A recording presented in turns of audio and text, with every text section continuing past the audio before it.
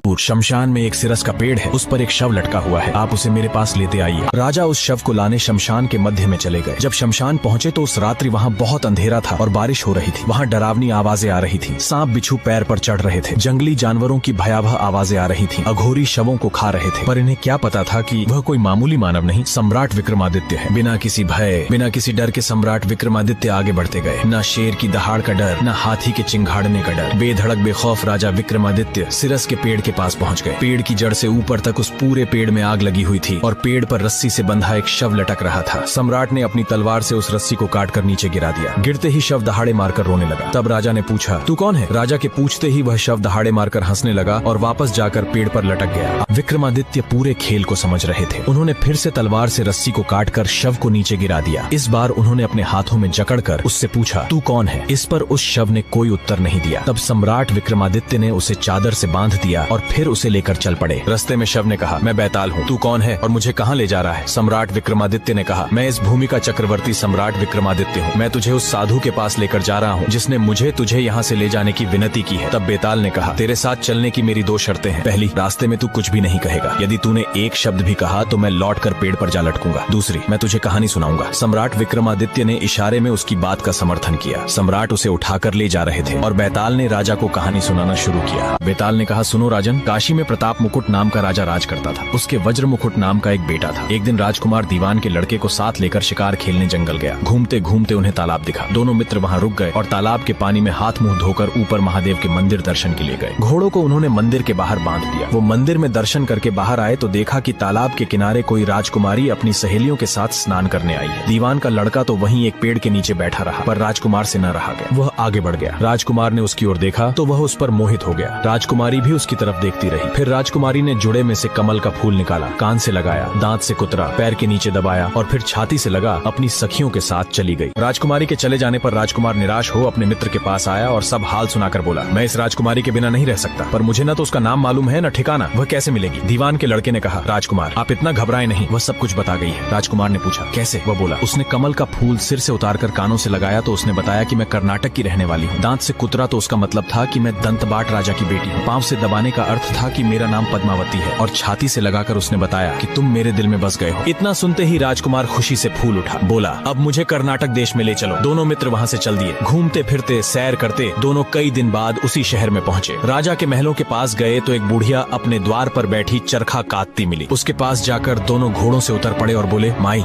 गंदी डांस करने वालों को सब फॉलो करते हैं, लेकिन अल्लाह के नाम को कोई फॉलो नहीं करता।